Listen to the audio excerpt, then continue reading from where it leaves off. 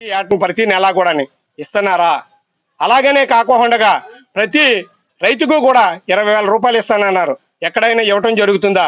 ప్రతి మహిళను కూడా ఎవరైతే ఈ ఆంధ్ర రాష్ట్రంలో ఉన్నటువంటి మహిళలు ఉన్నారో ఉచిత బస్సు అనేటటువంటి ప్రయాణంలో మీకు మీ యొక్క పాకెట్ కి లేకపోతే మీ పర్సనల్కి ఎక్కడా కూడా చిల్లి పడుకోకుండా ఒక నిధి అనేది నేను ఏర్పాటు చేస్తాను.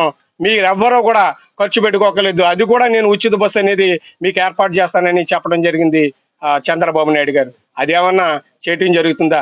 ఇంకొకటి మీరు చెప్పాలి, మేము ఉద్యోగ కల్పన చేస్తానన్నారు. మీరు వచ్చిన వెంటనే డిఎస్సి అనేది మేము వచ్చిన వెంటనే విడుదల చేస్తామని అన్నారు. ఎక్కడైనా నోటిఫికేషన్ రావటం జరిగిందా? ఎక్కడైనా మీరు ప్రకటించారా? 20,000 ఉద్యోగాలు, 20 లక్షల ఉద్యోగాలు మీరు నియామకం చేస్తానన్నారు. ఎక్కడైనా చేయటం జరిగిందా? మీరు ఒకసారి అందరూ కూడా మీరు గమనించాలి. ఇంకో విషయం ఏమిటంటే, మరి మీ యొక్క చంద్రబాబు నాయుడు గారు మరొక మాట చెప్తున్నారు. నేను దాహోస్ వెళ్ళి నిధులు తెచ్చేసానన్నారు. ఇక్కడ నిధులు తేటానికి ఈ రాష్ట్రంలో పారిశ్రామికతలు రావటానికి చాలా భయపడుతున్నారు. ఎందుకు భయపడుతున్నారు? రెడ్ బుక్ రాజ్యాంగం అనేది నడుస్తుంది. ఇక్కడ మనకు ఒక రాజ్యాంగం ఉన్నది, బిఆర్ అంబేద్కర్ రాసిన రాజ్యాంగం, కానీ అది జరగట్లే. రెడ్ బుక్ రాజ్యాంగం అనేది జరుగుతుంది. ఈ రెడ్ బుక్ రాజ్యాంగం ద్వారాగా ప్రజలను ఎంతో మందిని అణచివేయటం జరుగుతుంది. పెద్దలను ఎంతో మందిని కేసులు పెట్టడం, బనాయించడం జరుగుతుంది. చిన్న కేసులు, పెద్ద కేసులు, కనీసం సోషల్ మీడియాలో భావి స్వతంత్రానికి కూడా నోచుకోలేనటువంటి పరిస్థితుల్లో ఇవాళ చాలా మంది మరి సెంట్రల్ జైల్లో మగ్గటం కూడా జరుగుతుంది. మరి ఇది రెడ్ బుక్ పాలన కాదా? రెడ్ బుక్ పాలన కాదా? మీరు రెడ్ బుక్ పాలన తీసుకొచ్చి భయభ్రాంతులకు గురి చేస్తున్నారు. వైఎస్ఆర్ కాంగ్రెస్ పార్టీ కార్యకర్తలు కాదు తిరగబడే రోజు, ప్రజలందరూ తిరగబడే రోజు వస్తుంది. ప్రజలందరూ తిరగబడి మీ యొక్క కార్యాలయం, మీ కార్యకర్తల్ని, మీ నాయకుల్ని తిరగబడి కొట్టే రోజు వస్తుందని సభాముఖంగా నేను తెలియపరుచుకుంటున్నాను. ఎందుచేతనంటే, మీరు ఈ యొక్క పి గన్నవరం మండల నియోజకవర్గాన్ని చూసుకుందాం. సిఆర్జెడ్ లో ఉన్నది. ఈ సిఆర్జెడ్ లో ఉన్నటువంటి ప్రాంతంలో కూడా ఏ రకంగా కూడా మరి మట్టి ఇసుక మాఫియా జరుగుతుందో మీ అందరికీ తెలుసు. వారి యొక్క కూటమి పార్టీ సంబంధించినటువంటి నాయకులే మరి గౌరవ అంబేద్కర్ కోనసీమ జిల్లా కలెక్టర్ వర్యులకి లిఖితపూర్వకంగా కంప్లైంట్ ఇవ్వడం కూడా జరిగింది. మరి ఇదంతా కూడా ఎవరికి లబ్ధి చేకూరుతున్నారు? ఎవరికైనా నిరుద్యోగులకు ఇస్తున్నారా? నిరుద్యోగం అనేది ఎక్కడా కూడా ఏ రకంగా కూడా ఆయన కల్పించట్లేదు. వాళ్ళ యొక్క కార్యకర్తలకి, వారి నాయకులకి ఆయన కల్పించడం జరుగుతుంది.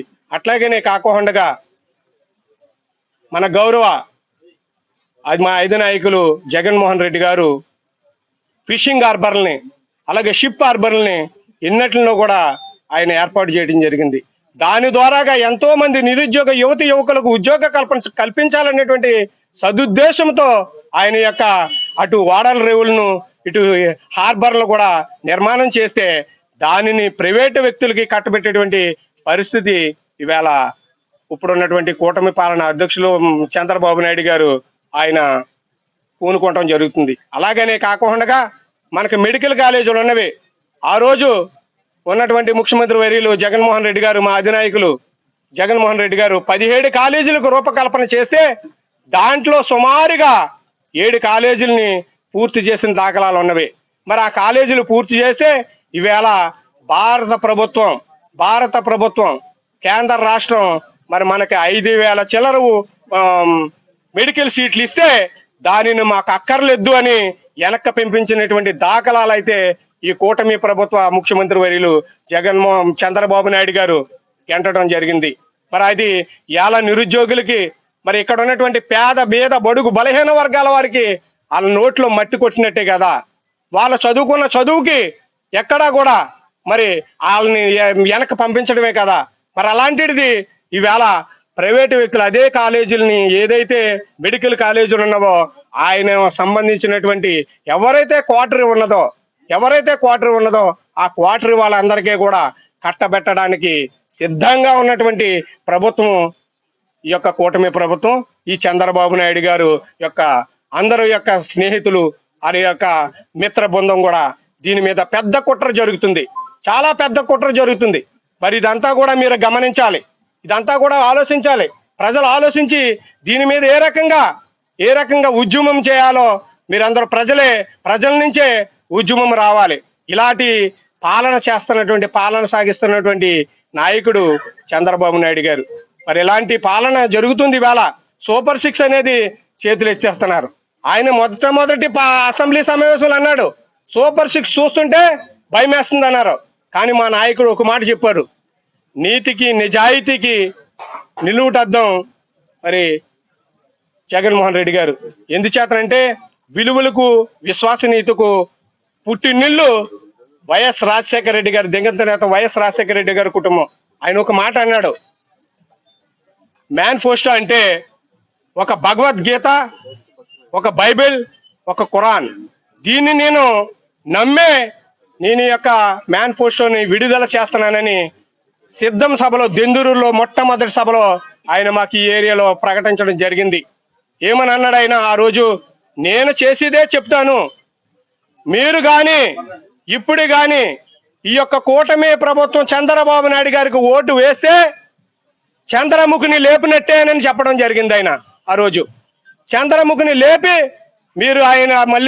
మీరు కొరువు తెచ్చుకున్నట్టేనని చెప్పడం జరిగింది ఆ రోజు మన జగన్మోహన్ రెడ్డి గారు. మరి అలాంటి నాయకుడు మా జగన్మోహన్ రెడ్డి గారు. మరి ఆ రోజునే తప్పుడు మాటలు చెప్పి, తప్పుడు ప్రచారాలు ఇచ్చి, ఆచరణ సాధ్యం కానటువంటి పథకాల పేర్లు చెప్పి మరి మేము కూడా మళ్ళీ ప్రభుత్వం ఏర్పాటు చేసుకోవచ్చు. కానీ అలా చేయలేదు మా నాయకులు.